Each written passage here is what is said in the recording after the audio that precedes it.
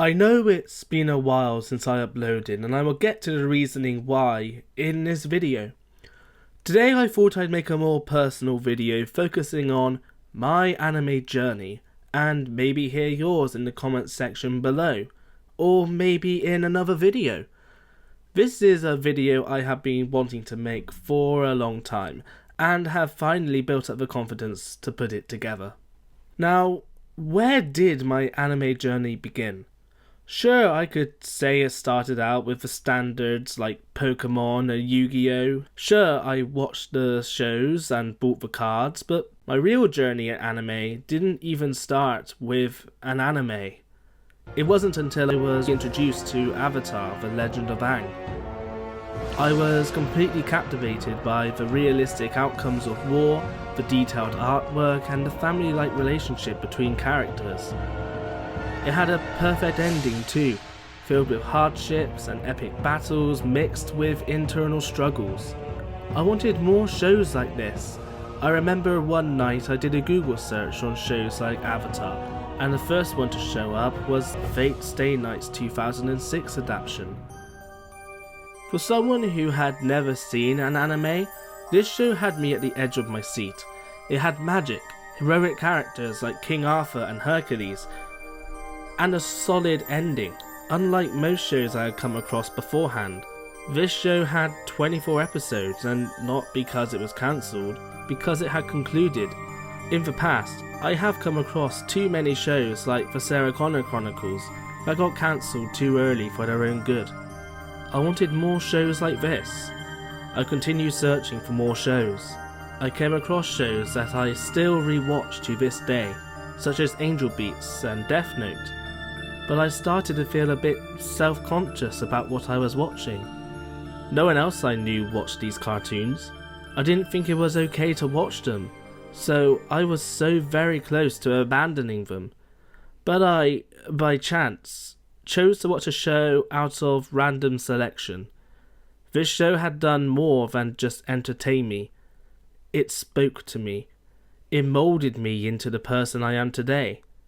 That show is none other than The Melancholy of Haruhi Suzumiya. Throughout the years it has remained my favourite anime because it has always been relevant to me. I was Kyon when I first watched this series, the one who used to watch anime and love it, but realised it is time to grow up and move on. And then there comes along Haruhi, who teaches us it is okay to like something, it is okay to be childish, to be yourself and never give up on what you love. She shows this to Kyon, and he slowly breaks out of his shell. He becomes enticed by her peculiar ways, and that is what she did to me too. She brought back the childlike side of me I thought it was time to let go of. It is hard to write down just how important this show is to me. I am sure you all have experienced a show that speaks to your heart more than anything else ever could. This is where my love for this medium I still did not know the name of sank in. Because I was hesitant to acknowledge my love for this medium on Facebook in case a family member or a friend saw, I sought out other social media to discuss the shows I love on. Places like Google Plus and Twitter were great because I met so many amazing people with similar interests, some of which I am still in contact with 7 years later. I found amazing anime YouTubers such as Guguk and Glass Reflection, which I still follow to this day. I began to notice that anime was becoming more and more popular, and I felt okay with sharing my interests. I remember how I told my mother I like anime. It was the Christmas holidays, and for my 14th birthday I asked for the Death Note manga collection. She had never heard of Death Note, so I sat down with her and showed her the first episode, and then the next, and then the next. During our watch through, my mother bought us tickets to go to MCM in Birmingham, which was amazing. I met people who shared the same interests as me, not in front of a bright screen, but in person. I saw anime themed merchandise and cosplayers. I bought the Death Note DVD collection and the Fate Stay Night 2006 DVD collection. And my mother and I continued watching Death Note with the DVDs in the hotel. I even began to show other family members like my sister movies like Wolf Children and My Neighbor Totoro, which she adores. It was the beginning of an amazing future. After the holiday was over, I returned to school, a place I was uncomfortable attending. I was the quiet kid in class. No one really knew who I was and I kept to myself, for the most part, until I heard some people near me talking about anime on lunch break. I approached them and began talking about the hobby we share. I then realised that the friends I had been searching for were right beside me all along. They introduced me to new shows like Sword Art Online and Girls und Panzer. We would watch shows like Black Lagoon around each other's houses and enjoy some video games along the side. But all of that was about to change. It was the summer of 2014. I left secondary school and also moved away to the countryside. I didn't know anyone in this area. I spent the whole summer binging shows like Evangelion, Orimo, and Golden Boy. But there was one show that stuck with me stronger than all of the others. It was K-On!, a show which is fundamentally about change. The series tells the audience that nothing does last forever, so cherish it while you have it. And this is another show which spoke to me. I was in a similar spot in my life, undergoing change, about to go to a college where I didn't know anyone, and this show prepared me for what was to come. Anime has a unique way of being able to speak to its audience, and it goes beyond a 1 to 10 scale on the critical viewpoint. They all say something to the watcher in a way no other medium has been able to achieve.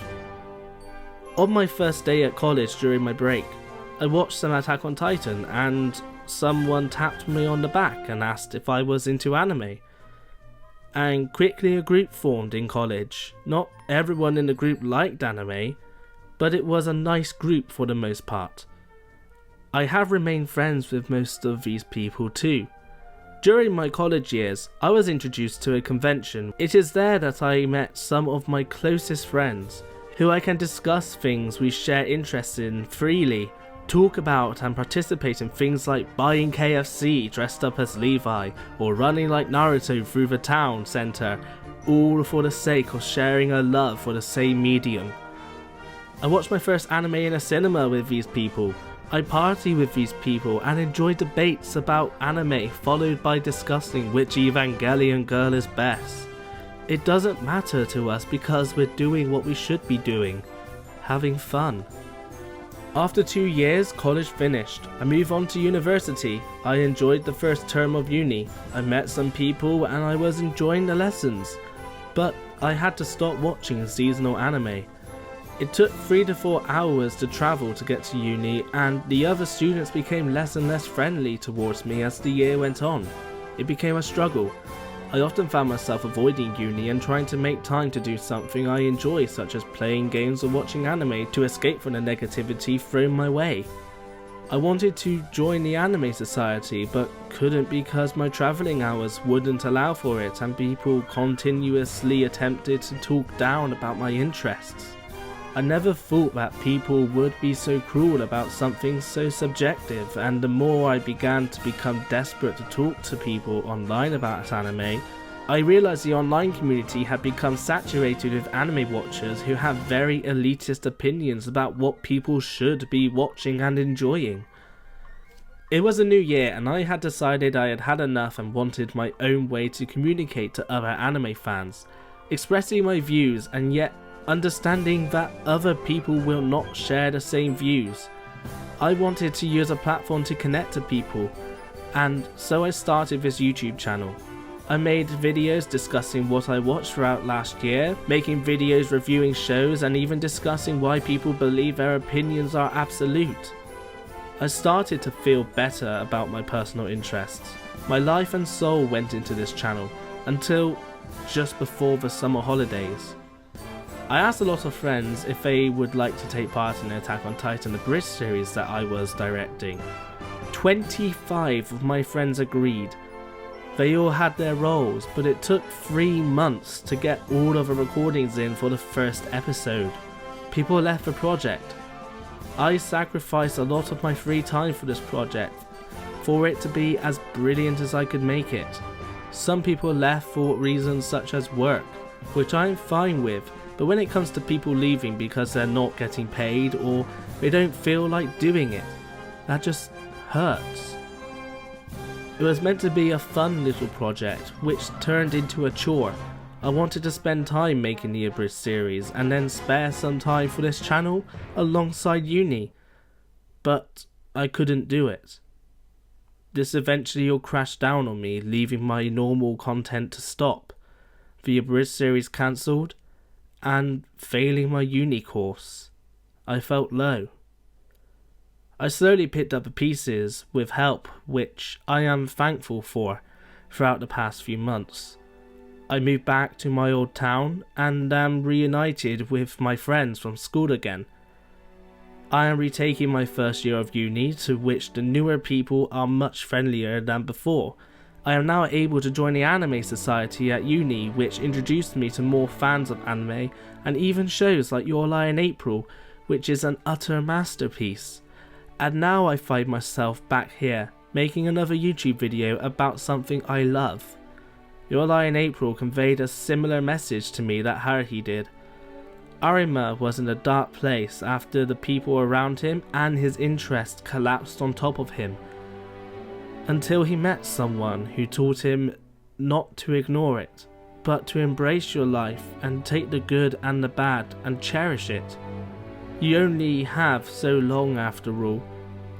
I have always had the privilege of watching the right show at the right time. A silent voice showed me that people so different to the point of a language barrier and who have been in conflict in the past can make up and fall in love, but they can also face conflicts within themselves that push them to the edge. It is movies like Your Name which told me relationships can transcend multiple barriers such as distance and life circumstances, and what lengths people will go to for the people they care about. My journey in anime is far from over.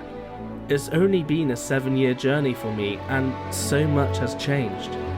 Maybe you got into anime before me, maybe you only got into anime this week, maybe your anime journey is similar to mine, maybe it is completely different. Anime has a beautiful charm to it which makes people from all corners of the world fall in love with it. Maybe you only like the classic movies, maybe you are only interested in one genre. Maybe you only watch seasonal anime, maybe you'll only watch 10 shows, maybe you'll watch 1,000. It's your anime journey and you have every right to take it to where you want it to go. I can guarantee, however, your anime preferences will shape due to you as a person, which I think is beautiful.